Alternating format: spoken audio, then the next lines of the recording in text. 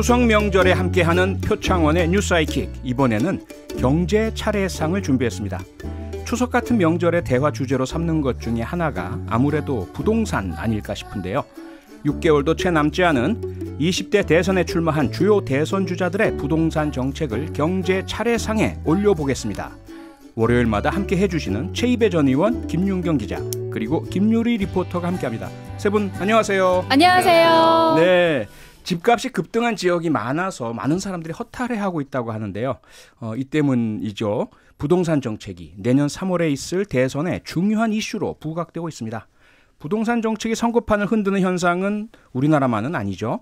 대통령이 되겠다고 나선 여야 후보들은 민심을 얻기 위해서 어떤 부동산 정책을 내놓고 있을까요? 오늘 추석 특집 경제 차례상에서 자세히 알아보고 그 정책의 실현 가능성, 효과 등을 냉정하게 평가도 해보겠습니다. 세 분 일단 준비 다 되셨죠? 네. 맛있어 보이는 걸로 준비는 했는데 네. 영양가가 있는 것일지는 계속 짚어봐야 될 것 같아요. 네, 경제 차례상에 앞서서 예. 실제 차례상은 준비는 다 하고 오신 거죠? 어떠세요? 김유리 저희 리포터. 어머님께서 지금 열심히 하고 계신다고. 어머님께서 네. 막 두고 이렇게 나오셨군요. 네, 저는 그래서 명절에 이렇게 불러주시면 참 감사하고 저도 좋더라고요.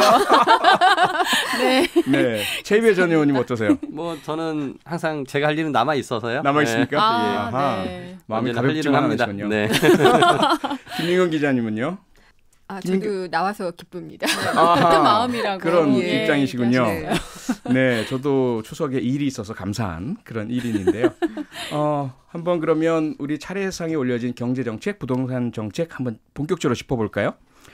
우선 세 분 모두 이번 대선의 가장 커다란 변수, 대선판을 흔들 만한 변수가 부동산 정책이다. 동의하십니까? 김민경 기자님. 네. 동의하세요? 그럴 수밖에 없는 상황이다라는 것에 동의를 하고요. 네. 어쨌든 뭐 지금 문재인 대통령 스스로도 말씀을 하셨지만은 부동산 문제가 제일 아쉽다라고 네. 얘기를 했고 어떠한 대책도 그 25번의 대책 가운데에 효과가 있었다고 말할 만한 것이 없었잖아요. 네. 그렇게 이제 부동산 시장을 잡지 못했기 때문에 다음 대선 주자는 뭐 이번 정부의 정책을 계승을 하든 아니면은 바꾸든 간에 부동산을 가지고 네. 어쨌든 그 흥행몰이 혹은 이제 그것으로 이제 가부를 결정을 하게 될 것 같아요. 어허. 특히나 이제 더 문제가 되는 상황은 부동산이 되게 급등을 했잖아요. 네. 가격이 많이 급등을 해서 자산 가치가 많이 올라서 자산을 가진 사람들의 부는 많이 늘어났어요. 근데 자산을 못 가진 사람들은 오히려 더 상대적으로 가난해지는 그러게요. 뭐 자조적으로 벼락거지라는 그런 표현도 쓰지만 별로 좋아하지는 않는 표현이지만 그렇죠. 그렇게 됐기 때문에 부동산이 자본재로서의 역할을 했던 이번 정부의 정책에 대해서는 많이 실망감을 가졌기 때문에 네. 다음 정부 들어설 분이 어떤 걸 갖고 나오는지에 대해서 저도 많은 관심을 갖고 있고 많은 분들이 관심을 갖고 있을 것 같아요. 최이배 의원님, 근데 사실 부동산이 우리 모두의 관심사였잖아요. 늘 언제나. 그렇죠. 그런데 왜 이번에 더더욱이나 이렇게 대선을 흔들 정도가 되었을까요? 지난 4월에 이제 서울시장 보궐선거에서 뭐 이제 정부 여당이 패하면서 그때 이제 네. 평가의 패배의 원인이 부동산 때문이었다는 얘기가 나왔었고, 그랬었죠. 굉장히 이제 민심이 안 좋죠. 그러니까 지금 상황에서 가격이 올라서 집을 가진 사람은 행복할 줄 알았지만 또 세금을 너무 많이 또 부과한다라는 뭐 얘기가 나오고 없는 그렇죠. 사람 또 없는 대로 살기가 되게 어렵다라고 하고 또 전세 구하시는 분들도 임대차 3법 이후로 전세난이 더 극심화됐다 뭐 이런 얘기들이 계속 나오기 때문에 네. 굉장히 이제 부동산 정책의 실패에 대한 굉장히 그 아픔들이 다들 이제 하나씩 가지고 있는 것 같습니다. 아하. 예.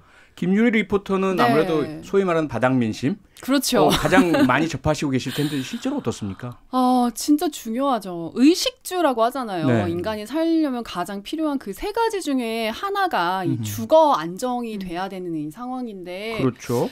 일단은 뭐 누굴 만나도요. 항상 부동산 얘기가 먼저 나오고요. 그래요? 예. 그리고 이제 개 중에는 뭐 다양한 사람들이 있잖아요. 네. 누구는 집을 샀고, 누구는 못 샀고, 살려다가 못 샀고, 뭐 이런 사람도 있고, 뭐 전세를 구하려고 하는데 뭐 동동거린다 등등 너무나 다양한 계층이 이렇게 섞여서 얘기를 하다 보면 네. 싸움이 날 수밖에 없더라고요.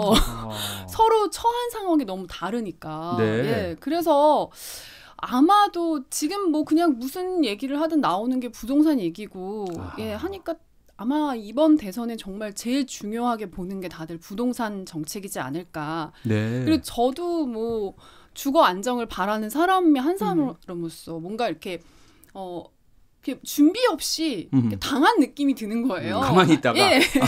그러니까 한 예. 4, 5년 사이에 네. 뭔가 저도 공부도 해놓고 뭔가 이렇게 재테크에 대해서 좀 먼저 이렇게 생각을 많이 해놓고 있었으면 네. 이 흐름을 뭔가 읽을 수 있지 않았을까 이런 뭔가 자책도 많이 하게 되고 아이고. 그래서 이번에 두 분이 얘기해 주시는 이 대선 후보들의 부동산 정책 얘기를 저 진짜 꼼꼼히 열심히 잘 들으려고요. 상당히 중요한 네, 그런 시간이 저 지금 되겠군요. 공부하러 나왔습니다. 네, 그러면 일단 먼저 뭐랄까 좀 포괄적인 정리가 필요할 것 같아서요. 네. 여야 이 대선 후보들이 이러한 부동산 문제에서 저는 이렇게 하겠습니다라고 내놓은 기본적인 기조가 어떤 걸까요, 김윤경 기자님? 공급 확대요. 공급 확대. 공급 폭탄급이에요, 거의. 이거 과연 임기 내에 진짜 다 공급할 수 있다는 건가? 가능할까? 다 가능하다라고 얘기를 하고 있고요. 네. 그다음에 뭐 이번 정부의 정책을 어느 정도 좀 이끌고 가면서 투기에 대한 어떤 수요는 좀 잠재우겠다는 것이 여권 후보들의 이제 입장이고요. 네. 야권에서는 당연히 규제 완화, 세제 완화 뭐 이런 것들을 얘기하고 있습니다. 예, 최 의원님께서 짚어보신 여야 후보들의 그러니까 이제 공급 폭탄을 하면서 네.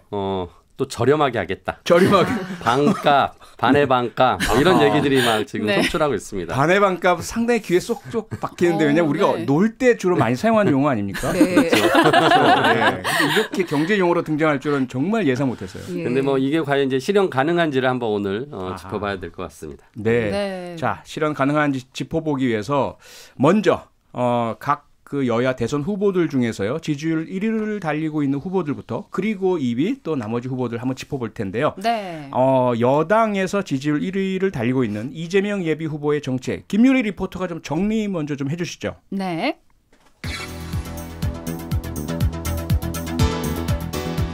이재명 후보는 임기 안에 전국에 250만 호를 공급하고 이 중에 100만 호는 기본주택으로 공급하겠다는 구상입니다. 핵심 공약인 기본주택은 무주택자라면 누구든 건설 원가 수준의 임대료로 역세권 등의 주택에서 30년 이상 살 수 있도록 하는 정책인데요.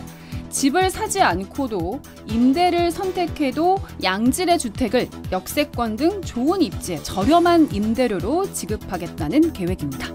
네, 대통령 임기 5년 동안 250만 호 공급. 와. 기본적으로 산술적으로 따지자면 1년에 평균 50만 호 공급한다는 건데 네. 이게 적절할까요? 우선 이 정도가 필요한 건가요?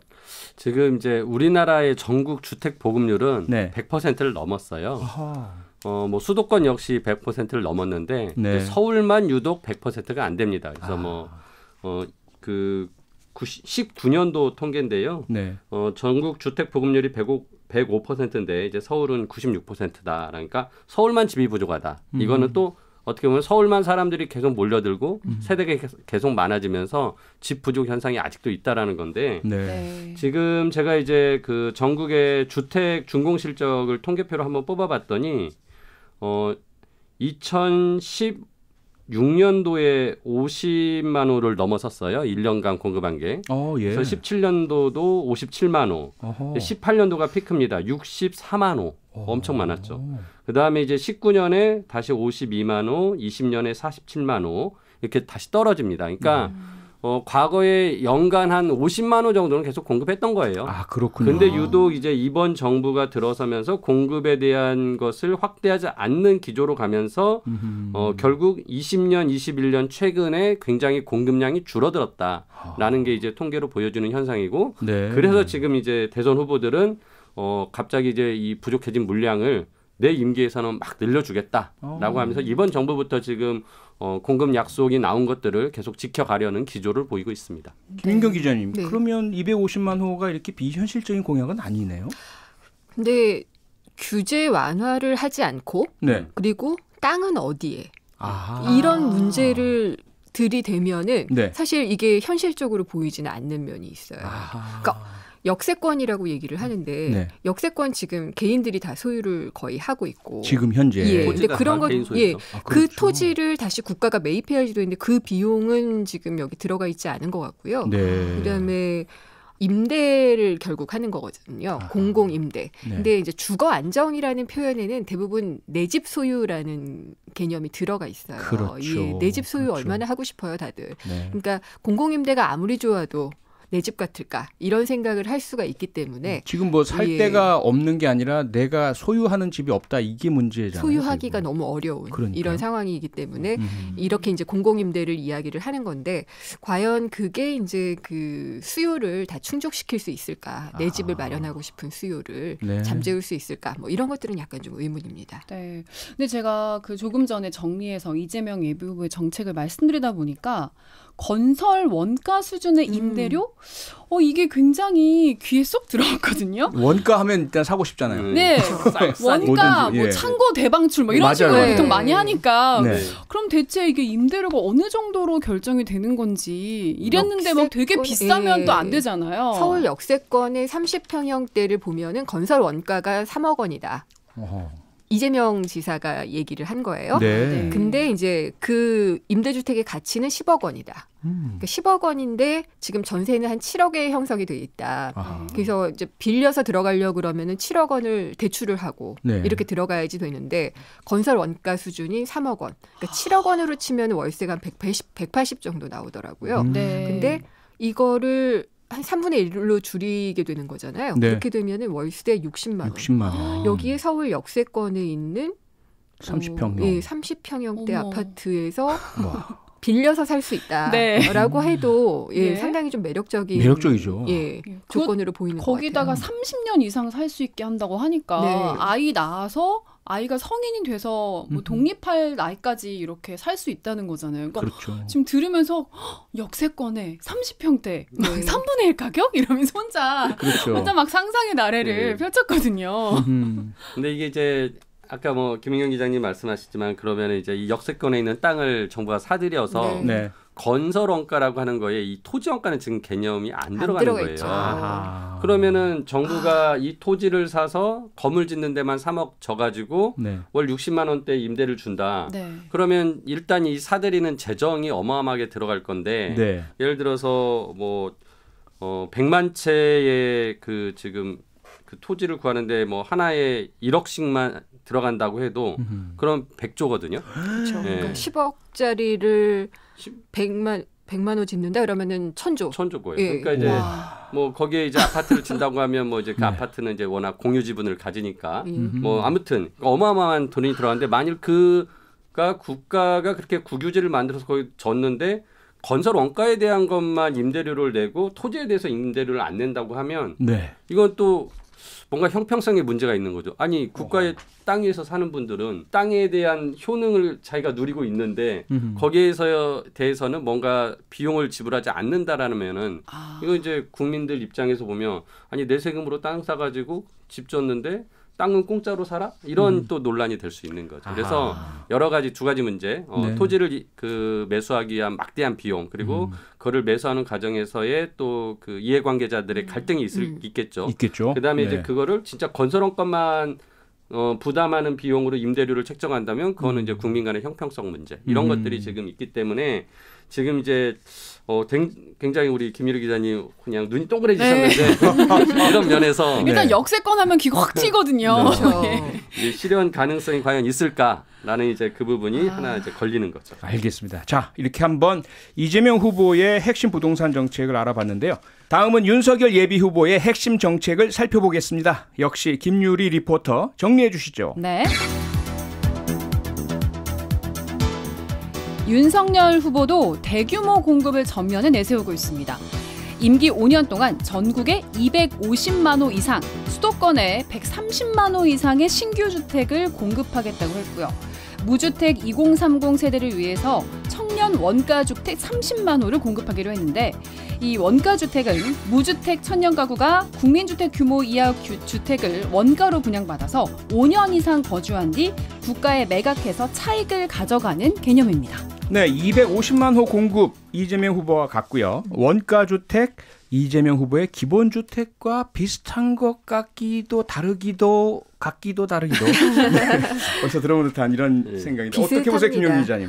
일단은 청년 원가주택 개념은 비슷해요. 네. 근데 무주택 2030 세대 젊은이 확실히 이제 표를 잡고 싶은 층을 공략을 하는 거죠. 네. 청년을 끌어안겠다라는 것을 이번에 보여주는 것 같고요. 예. 그래서 국민주택 규모 이하의 주택을 시세보다 낮은 건설 원가에 공급한다. 이 원칙은 같습니다. 네. 그래서 분양가의 20%만 있으면 구입이 가능하고 나머지는 80%나 장기 저리로 다 대출을 해주겠다라고 하는데 네. 5년 이상 거주하면은 국가에 되팔아야 돼요. 그러니까 환매 조건부예요. 되팔아야 되는 겁니까? 되팔 수 있는 겁니까? 가져갈 수 그 국가에 매각을 해서 차익을 가져갈 수 있게끔 해주는 그렇죠. 거예요. 안 팔고 싶으면 안 팔아도 되는 거 아니에요? 그러니까 이제 꼭 5년 후에 팔아야 되는 건 아니고요. 네. 계속 살면 되죠. 살 수도 있죠. 예. 팔면 대신에 70% 차익을 가져간다. 차익을 네, 가져갈 알겠습니다. 수 있도록 네. 하는 거고. 네. 근데 저는 이것도 아까 이재명 후보 공약하고 비슷한데 주거의 안정성 측면에 5년이라는 거는 너무 짧아요. 짧다. 예, 물론 더 살 수 있겠지만 정권 바뀌면 또 어떻게 될지 모른다. 이런 심리가 있을 거 아니에요. 예. 그렇기 때문에 청년들의 내 집을 갖고 싶어하는 욕구를 다 못 채울 수 있다라고 보고요. 네. 그다음에 이제 공급을 하겠다는 걸 보면은 대부분 민간 주도로 재개발 재건축을 풀어서 하겠다라고 윤석열 후보는 얘기를 하고 있어요. 예. 근데 그러면서 세금도 줄여주고. 어허. 이렇게 되면은 집값은 사실 하향 안정화돼야 되는 게 맞는 상황 아닙니까? 그렇죠. 근데 그럴 수 없는 상황을 만드는 정책이 아닌가. 아하. 그러니까 이 공급 정책하고 그 말하고는 사실 어폐가 좀 있는 거예요. 모순이 되는 거고. 네. 그리고 또 신혼부부와 청년층에 한해서라고 했지만 주택담보인정비율, 그러니까 이 LTV를 80%까지 높여주겠다고 했는데 이것도 역시 금융 불안정을 가져올 수 있는 그런 요소가 아닌가. 그래서 결국 빚내서 집사라는 건데 그거는 박근혜 정부 때 많이 들어봤던 거죠. 아하. 예, 내용은 비슷한데 설명만 좀 달라 보인다. 예, 그래서 원가 주택의 개념은 비슷하고 네. 그다음에 나머지 이제 공약들을 좀 지켜보면은 대개는 이제 민간 주도로 개발을 해가지고 물론 이제 공공 주도만이 좋은 것이고 민간 주도가 나쁜 것이다 이런 건 아니지만은 네. 재개발 재건축 풀고 세금도 낮추면 예, 그리고 LTV도 풀어주면 저는 이거는 상당한 불안정을 더 가져올 수 있는 정책의 방향이 아닌가 싶어요. 네, 최 의원님. 그 이제 이재명 지사는 그 100만 호의 기본주택이라는 거는 이제 임대를 목적으로 하는 주택으로 얘기했는데 그렇죠. 여기 이제 윤석열 예비후보 같은 경우는 공급을 하겠다는 거, 분양을 하겠다는 거거든요. 네. 그러니까 이제 그게 굉장히 개념이 달라요. 지금 진보 진영은 공공 그리고 임대 네. 여기에 방점이 찍혀 있고요. 이쪽 보수 진영에서는 민간 그리고 분양 소유. 여기 이제 찍혀 있습니다. 네. 근데 이제 여기서 아까 말씀드린 대로 이제 70%의 매매 차익이 생기면은 그걸 돌려주겠다라고 했는데 일단 원가로 하기 때문에 현재 시세에 비해서는 무조건 싸겠죠. 그럼 차익이 나오겠죠. 그러겠죠. 두 번째로 이게 5년이든 몇 년이 지나면은 물론 집값이 떨어질 수도 있겠지만 네. 현재 시세가 그 원가 수준만큼 그렇게 크게 떨어질 거라고는 안 보여진다면 이건 무조건 이득을 얻는 거니까 일종의 이제 분양 로또가 되는 거죠. 되는 거죠. 그러니까 이제 물론 여기에 이제 재정을 어떻게 투입할지 안 할지 그런 정도의 이제 구체적인 내용은 없지만 만일 이것도 공공이 일정 정도 짓겠다라고 하면은 결국은 공공으로 져서 많은 청년들에게 싸게는 주겠지만은 그거에 대한 차익까지 가져가게 한다면 또 이것도 형평성 문제가 생기는 거죠. 거기에 당첨되지 못한 사람들 같은 경우는 그 이익을 왜 저 사람들 당첨된 사람들이 내가 낸 세금으로 다 가져가지? 이렇게 이제 할 수 있는 거죠. 그래서 이런 이제 사례가 그 정책이 박근혜 정부 때도 나왔었는데 결국 네. 되지 못했어요. 네, 그래서 역시 박근혜 정부를 계속 상기하게 하는 맥락이 굉장히 비슷한데 네. 그래서 과연 그때도 못했는데 과연 이번에는 될까라는 좀 의구심이 드는 그런 이제 부분이 바로 이번에 이제 네. 청년들 원가 주택이 이제 바로 그런 부분입니다. 네. 근데 이제 말씀을 듣다 보니까 물론 이제 원가 이하로 떨어질 일은 없을 것 같다라고 하시긴 했지만 혹시라도 그렇게 진짜 많이 훅 떨어졌을 때 그러면 그 손해 부분은 어떻게 하는 건지 이런 대책까지 같이 뭐 나와 지금 있나요? 그 얘기는 없는데요. 거의 불가능하다는 말씀이잖아요. 최 의원님 말씀했다고. 뭐 제가 현실적으로는 그렇게 보는데 만일 이제 이익을 그렇게 나누기로 했다면 당연히 네. 손실도 나누기로 하는 거죠. 그래서 네. 박근혜 정부 때 나왔던 정책이 그 정책이었습니다. 네. 네, 그래서 이제 성공하지 못했죠. 네. 자, 이제 여권에서 이재명 후보를 추격하고 있는 후보죠. 이낙연 예비후보의 정책 먼저 정리해 볼까요? 김유리 리포터. 이낙연 후보는 현 정부가 2사 대책, 8사 대책을 통해 약속한 205만 호 공급의 차질 없는 이행을 정책의 대전제로 삼고 있고요. 구체적인 공약으로는 서울공항 이전과 인근 고도 제한 해제를 통해서 총 7만 호 공급 계획을 밝혔습니다. 또한 최근 국회에 발의한 토지 공개념 3법의 조속한 처리와 이행을 강조하고 있습니다. 최비 의원님, 이낙연 후보 정책 어떻게 보세요? 일단 뭐 무리한 공급은 이제 하지 않겠다. 지금 있던 거를 최대한 잘 이행하겠다라는 이제 태도는 제가 보기엔 오히려 긍정적으로 보여지고요. 오히려 긍정적이다. 예. 그리고 이제 이제 서울공항 이전에 대한 이제 얘기를 하셨는데 이게 이제 네. 굉장히 이슈가 됐잖아요. 네. 근데 이게 처음 나온 얘기는 아니에요. 과거 정부에서도 계속 서울공항 이전에 대해서 나왔었는데 이제 서울공항이 이제 대통령이 이용하고 또 이제 외국의 귀빈들이 이용하시고 그렇죠. 그다음에 이제 군사 목적으로 사용하고 있는데 네.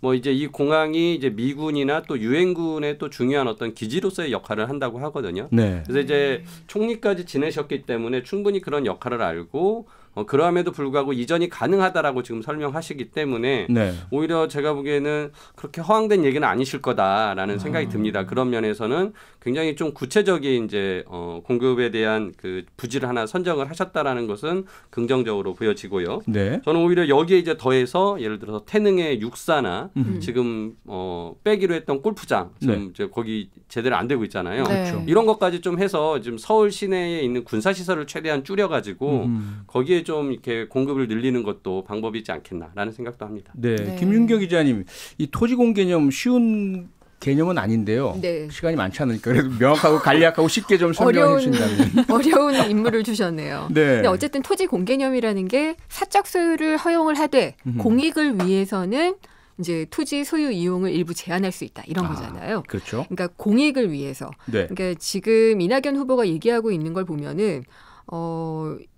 우리가 이제 국가가 대부분 개발하는 호재가 있는 데에 땅값이나 집값이 오르잖아요. 네. 근데 그게 대부분 사회 인프라를 구축하는 경우예요. 예. 세금을 들여서 하고 있는데 국민의 세금으로 지은 무언가가 집값과 땅값을 높여서 그 이득을 소수가 갖는 거는 옳지 않다라고 이 생각을 한 거죠. 정의롭지 않다. 네. 그래서 이제 소유권 행사에 대한 다양한 제한 장치를 두자. 그래가지고 인당 개인 택지 소유 상한을 400평으로 설정을 했습니다. 아하. 이게 예전에 토지 공개념 나왔을 때는 200평이었거든요. 네. 근데 그거보다는 이제 2배로 했으니까 좀 많다라고 얘기를 하는데 이건 논란이 많을 수 있을 것 같고요. 네. 그다음에 이제 개발이익 환수법 개정에서 환수 부담률을 50%까지 높이겠다 이렇게 얘기를 했고 그다음에 예전에 토초세였던 것은 종부세로 바꿨어요. 그래서 종부세법 개정안을 통해서 그러니까 유휴 토지에 대한 과세를 강화하겠다라고 이야기를 했는데 기업이 갖고 있는 그 유휴 부지가 많다는 거예요. 네. 그래서 이게 이제 정상적인 지가 상승분을 넘으면은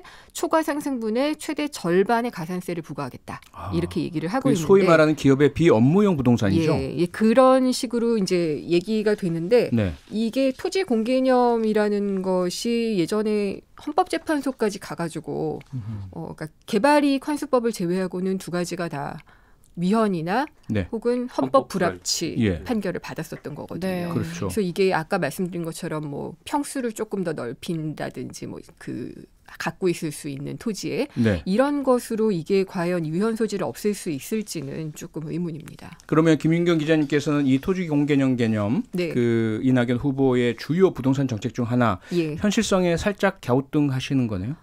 그리고 너무 부담이 많은 것 같아요. 공급을 많이 하겠다라고 얘기한 것은 사실은 어떻게 보면은 지키지 않을 수도 있는 공약을 이렇게 내뱉는 거라 쉽게 말할 수 있는 건데 사실은 너무 근본적인 부분을 건드린 거예요. 그러니까 사실 토지 공개념까지 들어가게 되면은 네. 이제 이 토지 소유에 대한 문제, 집값 상승의 문제 이런 것들을 너무 근본적으로 갖고 들어가서 예. 이 문제를 해결하기에 너무 큰 것을 가지고 부담을 가지고 들어가는 것이 아닌가. 큰 논란거리를 새로 만든다. 그러니까 비현실적이라기보다는 예, 너무 부담스럽다라는 네. 그러니까 일종의 이제 토지나 아무튼 그 보유함으로써 가지게 된 미실현 이익. 그러니까 네. 내가 팔아서 나온 이익이 아닌데 네. 보유하고 있는 것에 대해서 이익을 계산해서 과세를 하거나 이익을 환수한다고 하니까 네. 굉장히 뭐 조세 저항이 이제 클 수밖에 없고 아하. 과연 이게 이제 오히려 앞서 공급 측면에서는 실현 가능할지 모르겠지만 이 뒷부분은 이건 진짜 실현 가능할까라는 이제 의문이 드는 그리고 거죠. 강하게 이렇게 부동산을 잡을 경우에 그 결과가 이번 정부에서 별로 좋지 않았잖아요. 예. 그런데 그 연장이 되니까 그런 느낌이 좀 네. 들어요. 네. 지금 토지 공개념 얘기를 듣다 보니까 제 주변에서 굉장히 화를 많이 낼 것 같은 몇 분이 지금 머리에 스쳐갔거든요. 예. 얼굴과 이렇게 떠오르죠, 막. 네, 몇 분이 지금 스쳐가서 네. 지금 말씀하신 그런 반발들이 좀 많이 좀 나올 것 같다 생각이 좀 드네요. 네, 알겠습니다. 이렇게 한번 정리를 해봤고요. 이제 야권에서 강력하게 부상하고 있는 후보죠. 홍준표 예비후보의 정책을 김유리 리포터 역시 정리해볼까요? 네. 홍준표 후보는 서울의 집값 안정이 곧 전국 집값 안정으로 귀결된다고 보고 있습니다. 그래서 우선 시범적으로 서울 강북 지역 재개발을 대규모로 착수하고 공공부문에서 현 시세의 4분의 1 아파트를 공급하겠다고 공약했습니다. 이른바 쿼터 아파트인데요. 또한 공영 개발로 재개발을 할 때는 토지 임대부 주택 분양 제도를 전면적으로 도입할 수 있다고 밝혔습니다. 네, 역시 홍준표 후보답다는 생각이 들 정도로 뭔가 화끈하고요. 귀에 네. 확 꽂히고 그렇죠. 평가는 어떻습니까? 전문가로서. 김인경 기자님. 반값 아파트 할 때도 사실 잘 안 됐었는데 반의 반값. 네, 이번에 반의 반값 네. 아파트가 잘 될지는 모르겠지만 음흠. 솔깃한 정책인 거는 맞는 것 같아요. 아하, 예, 그러니까 이게 완전 분양 아파트하고 토지 임대부 아파트를 따로 두자는 거잖아요. 네. 그러니까 토지는 소유하지 않고 집만 소유하는 그걸 하자는 건데 지금 사실 근데 행복주택이 그런 거잖아요. 네. 행복주택 같은 경우에 근데 집값이 계속 오르고 있어요. 임대료도 오르고 있고 예. 그러면서 이제 그거의 시세 차익을 노리려는 사람들도 있어서 이제 그걸 법제화했죠. 그럴 수 없도록 네. 국가에만 환매하도록 했는데 홍준표 후보는 환매 조건도 두지 않았어요. 제한도 두지 않았어요. 예. 그럴 경우에 고삐 풀린 또 집값이 될 수도 있는 역시 가능성. 로또가 될 수 있는. 예, 그런 게 좀 예상이 됩니다. 네. 최희배 의원님. 이제 다른 후보들은 그 민관과 공공에 대한 부분의 그 정책을 이렇게 명확하게 얘기하지 않았는데 네. 이제 홍준표 예비후보는 그걸 얘기했어요. 그래서 민간과 공공의 역할을 좀 나눠가지고 이렇게 하겠다라는 부분에 대해서는 굉장히 좀 개념을 잘 잡고 계신 것 같다라는 네. 긍정적인 측면이 있는데 예. 앞서 말씀하신 대로 이제 이게 그렇게 불가능한 반값의 반값을 얘기하시니 일단 가슴에 와닿지 않고. 근데 최 의원님 네. 앞서 서울공항 이전 이낙연 후보의 정책에 대해서 네. 총리하셨으니까 다 살펴보고 가능한 결론이겠죠라고 말씀 주셨어요. 네네. 홍준표 후보 역시 혹시 반의 반값 다 살펴보고 가능한 거라서 되는 거 근데 아닐까요? 이게 뭐 여러 가지 원가를 감안했을 때 과연 네. 그게 그렇게 쉽게 되지 않을 것 같아서 쉬울 것 같진 예. 않다.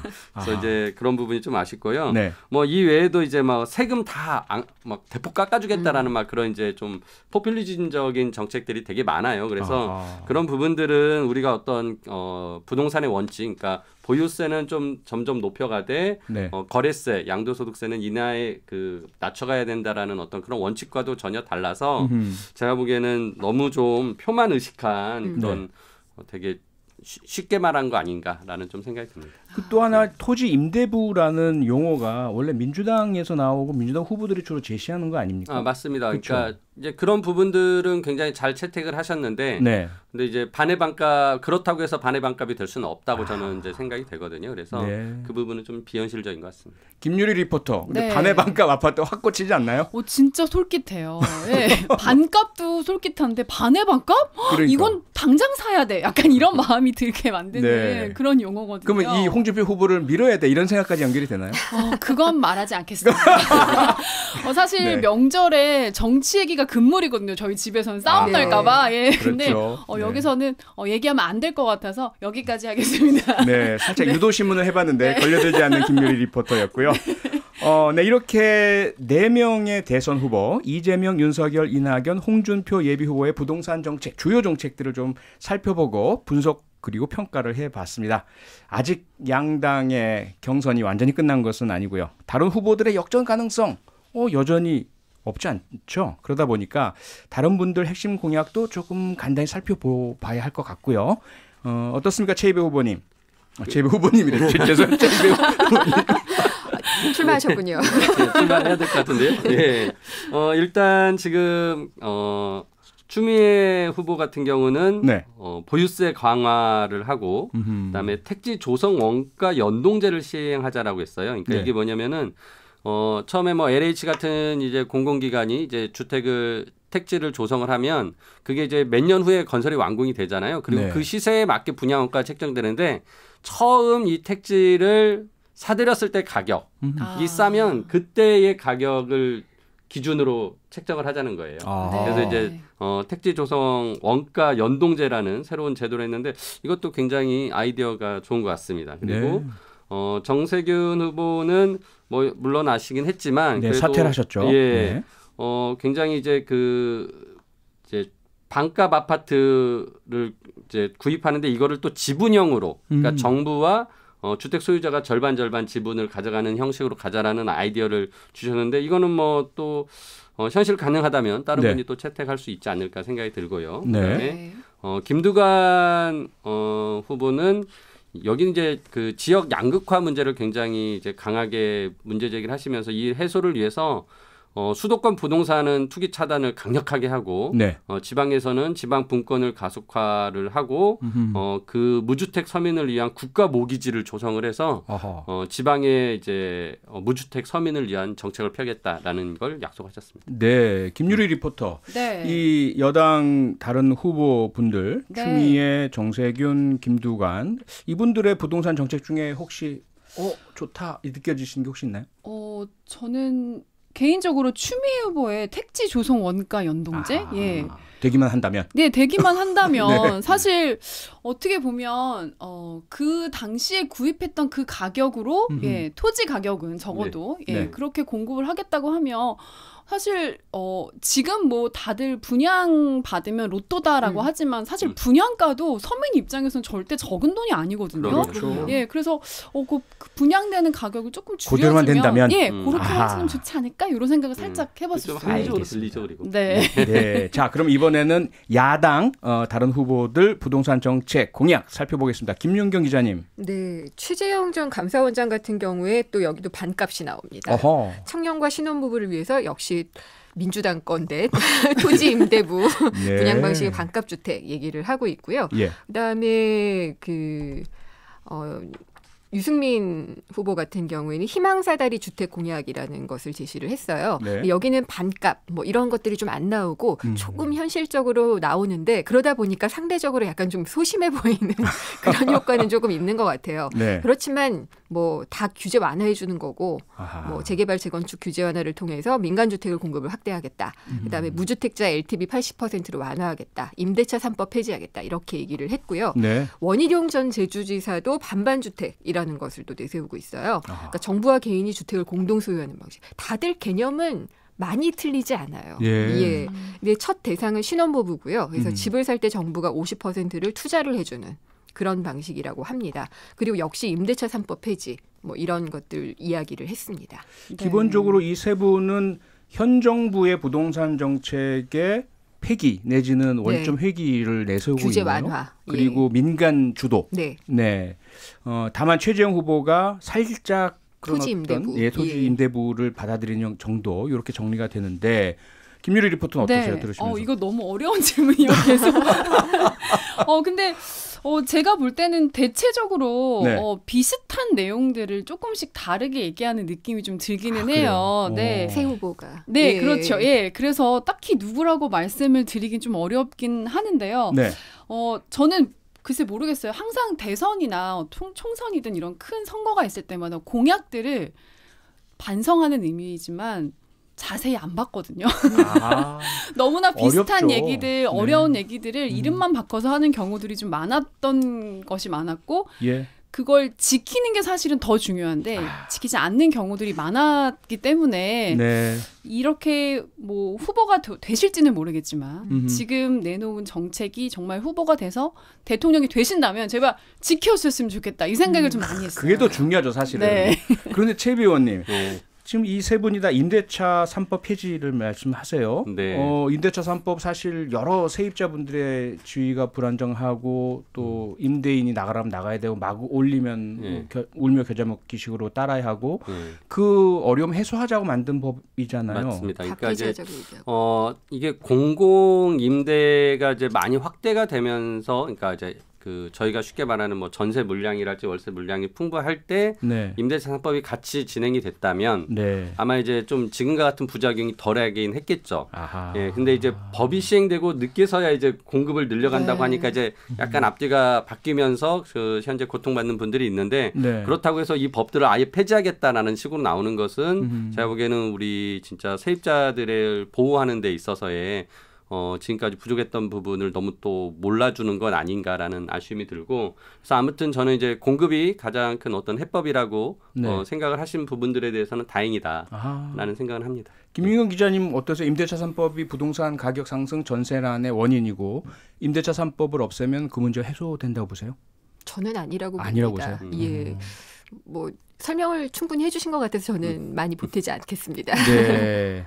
아니라고 보신다. 예. 그런데 어쨌든 시장에서는 많은 이제 소비자들께서는 임대차 3법 때문에 이렇다라는 보도를 많이 접하셨고 이게 없어지면 나아지지 않을까라는 기대가 있는 것은 사실인 것 같아요. 그렇죠?